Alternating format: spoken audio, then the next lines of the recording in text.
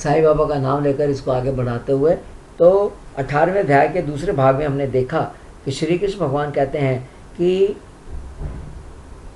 ब्रह्म की प्राप्ति कैसे हो सकती है। तो उसके लिए वो कहते हैं कि अपने विकारों को त्याग करके और सात्विक भोजन करके आपके मन में वैराग पैदा करके ध्यान लगाना, परमात्मा में ध्यान लगाना बहुत ज़रूरी है। जो ऐसा करेगा वो कहते हैं कि मेरी पराभक्ति को प्राप्त होता है। श्री ज्ञानेश्वर जी से समझाते हुए कहते हैं कि अपने गुणों के अनुरूप कर्म करने के बाद भी ब्रह्म प्राप्ति में समय लगता है।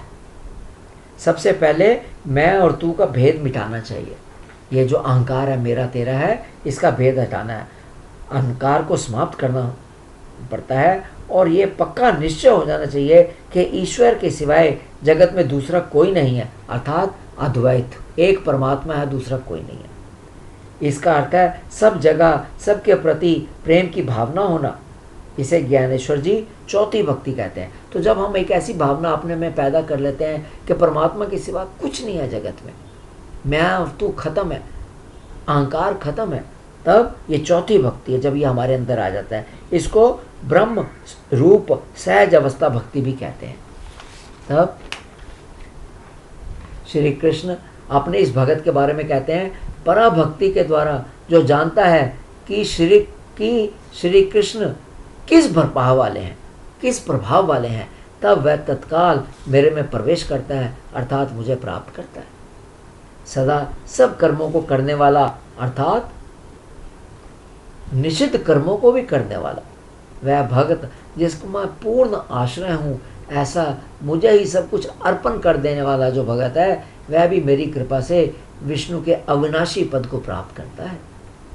श्री कृष्ण भगवान कहते हैं, सब कर्मों को मन से मेरे को अर्पण करके, मेरे को पूर्ण रूप से समर्पित होकर समतप बुद्धि रूप निष्काम कर्म योग के द्वारा निरंतर मेरे चित्त वाला हो। अर्जुन को ये बता रहे हैं, तब मेरी कृपा से तू जन्म मृत्यु आदि सब संकटों से तर जाएगा।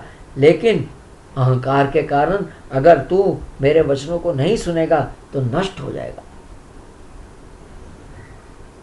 भगवान श्री कृष्ण अर्जुन को गीता का ये पाठ युद्ध के मैदान में कुरुक्षेत्र में बता रहे हैं।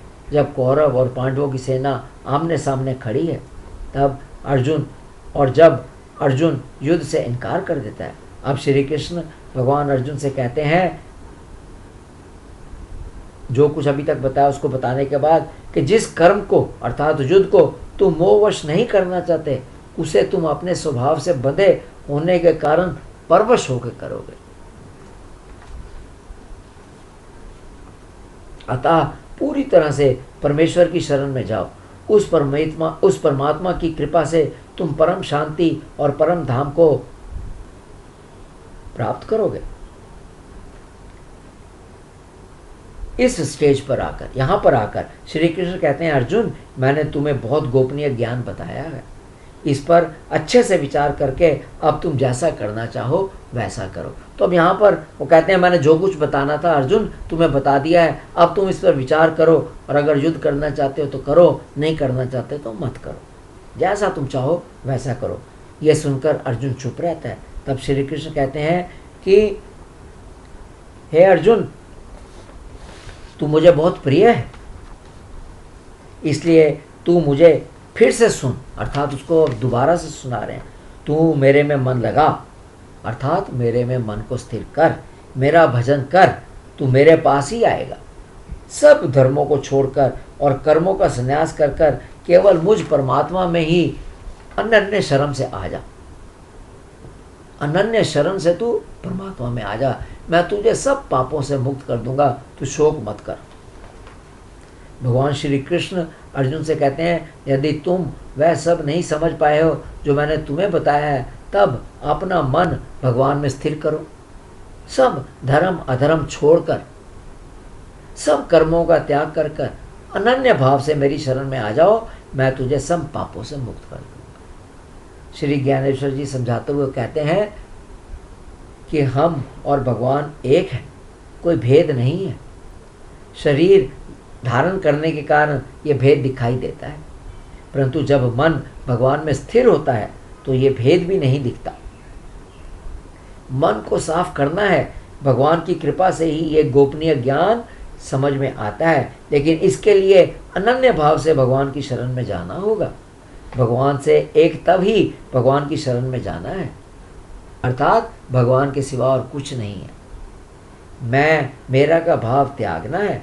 अपनी आखिरी श्लोक में श्री कृष्ण भगवान अर्जुन से पूछते हैं, क्या मेरा कथन तुमने एकाग्र, देखिए ये बहुत ज़रूरी है, ये सुनना है, एकाग्र होकर सुनना है, ये नहीं कि मन कहीं और भाग रहा है और आप सुन रहे हैं। तो क्या कहता है, क्या श्री कृष्ण कहते हैं, क्या अर्जुन तुमने मेरा कथन एकाग्र चित्त से सुना है? क्या तुम्हारा अज्ञान से पैदा हुआ मोह नष्ट हुआ है? अब अंत में अर्जुन कहते हैं, हाँ आपकी कृपा से मेरा मोह नष्ट हो गया है, अतः संशय रहित होकर मैं आपकी आज्ञा का पालन करूँगा। और यहाँ पर एक गीता का 18वां अध्याय समाप्त होता है। सुनने के लिए बहुत बहुत धन्यवाद।